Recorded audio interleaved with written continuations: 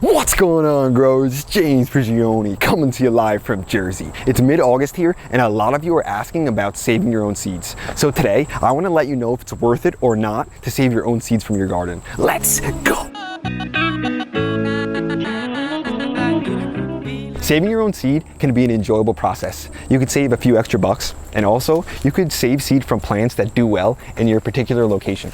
Choosing those plants for traits that will help that plant excel in your local area. For instance, you could choose lettuces that bolt later in the season and save those seeds. When saving your own seed, there are two very important things that we must take into account. And the first one is that we only save seed from open pollinated plants. Open pollinated plants are the ones that are going to produce seed that are what we call true to seed. So for example, this soldaki right here is open pollinated. If I save seed from it, the offspring of it are going to be very similar to this soldaki plant, this tomato right here. On the other hand, what you don't want to do is save seed from hybrid tomatoes. Hybrid tomatoes will not produce offspring that are true to seed. So this super sweet 100 tomato right here, if I were to save seeds from it, then I wouldn't get the same tomato again next year. Hybrid tomatoes are specifically crossed one with another, so it's more than one variety, usually crossed together. And the reason they do that is for specific reasons. For instance, a lot of times they'll cross tomatoes for a disease resistance.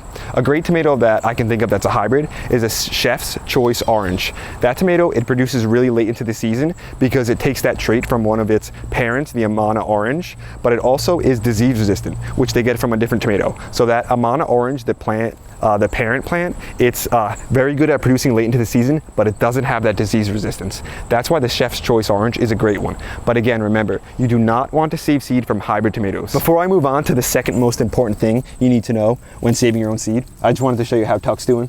He's hanging out underneath the shiso. He's using these as like his own little shade cloth, his natural one. And you can see he's dug his hole a little deeper, not any wider, but deeper. So it's kind of hot out here.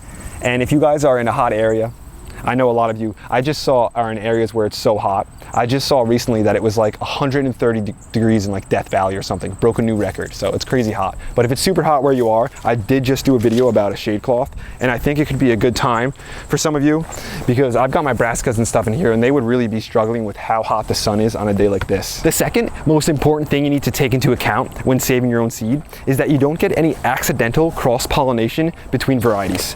That's why I like saving seeds from plants that are self-pollinate. Plants like tomatoes, peas, and lettuce.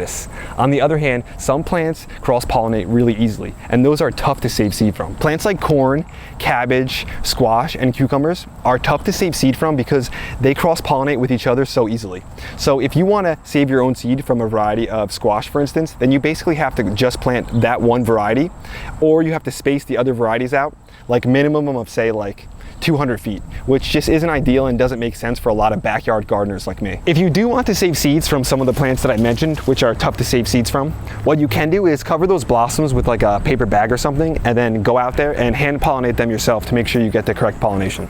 There are some plants also that we grow as annuals, things like kale or even carrots that are actually biennials. So if we want to save seed from them, something like my kale here, I won't actually be able to save seed from this until next spring. If you do want to save your own seed though, just make sure there's a few things you want to think about, and they are that you want to save the seed from the biggest, healthiest, most vigorous plant.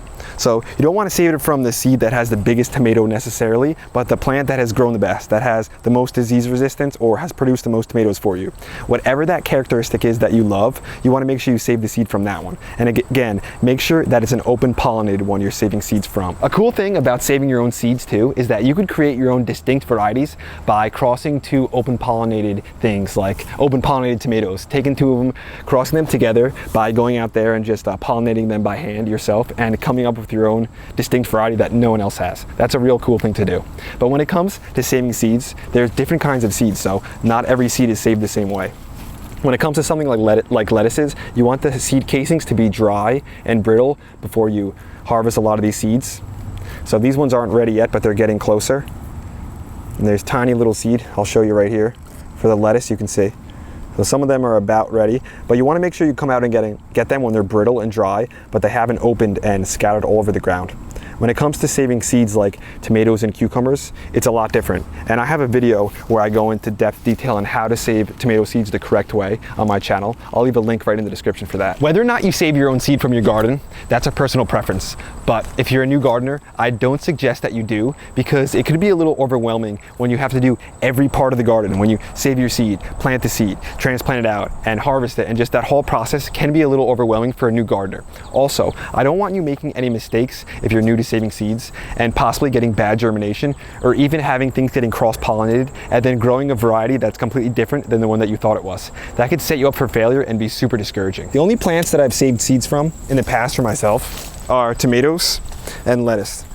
I may try my hand at crossing some varieties and creating my own varieties in the future, but when it comes down to it, I go to the pros. The seed companies, they're the ones that are literally the professionals. They're the best at it. So I trust them to know what they're doing more than I would. So it makes it a little easier for me that I don't have to, worry about that process and worry about separating everything. So again, there are some things I try on my own, but when it comes down to it, I don't fight against what works, and that's the professionals. When it comes to tomatoes and other veggies, I love growing them, harvesting them, and eating them, but the whole saving the seed part, I'll save that to professionals. Just personally, it makes it a lot easier on me, because when it comes down to it, all the time, the effort, and even a lot of the information you have to learn on how to separate the seeds, how to save them correctly, it's just easier in my opinion than get it from some of the catalogs and stuff. Because later on this year or early next year, when the catalogs start to come in January, I get so excited for the next year. I love going through the catalogs, finding stuff that I've never tried before and different things, and it just gets me so excited and gets me ready to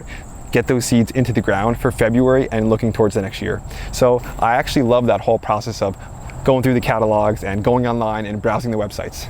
People ask me all the time, where do I get seeds from? So there's 3 companies that I'm going to suggest, each one for like a different niche in a sense. So the first one is My Gardener Seeds. His seed packs are only 99 cents a pack. So you don't get as many seeds as you would with other packs because they're more expensive. He just does it based by weight.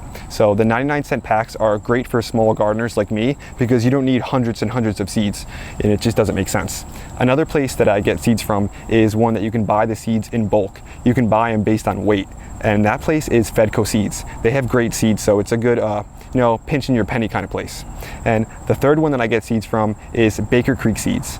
They have rareseeds.com, that's their website, and that's where you go to get the seeds that other places don't have, the rare seeds. It just makes sense. I just wanted to say that those 3 seed companies that I just mentioned, I have no affiliation with any of them.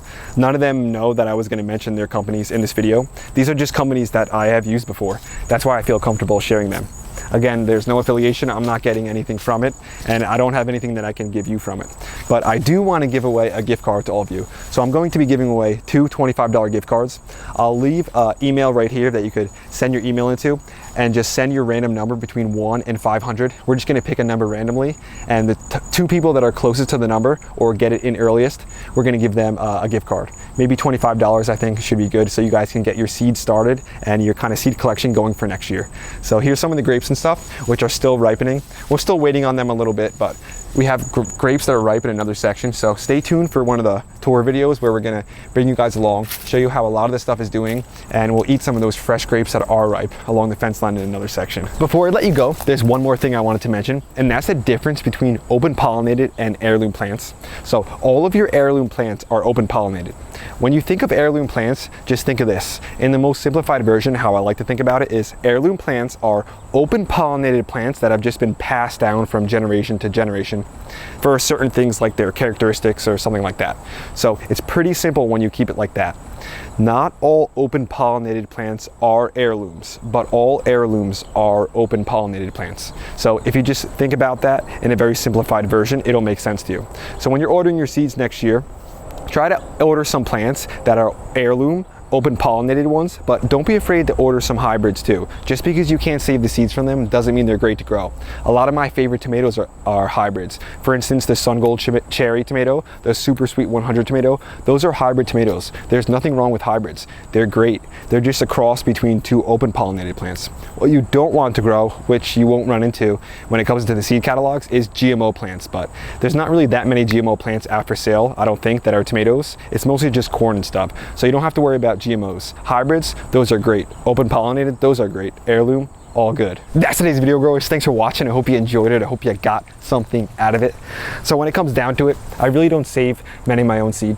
I've got no problem going out and supporting some other small businesses that are in like the same field as me, or just small businesses in general. And it's not worth, again, my time to go through that whole process. But I hope this video doesn't discourage you from saving some of your own seed. Saving things like, again, tomatoes and lettuce and peas, things that are super easy to do.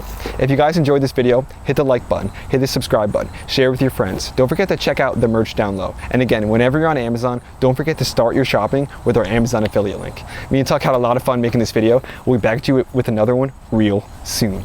We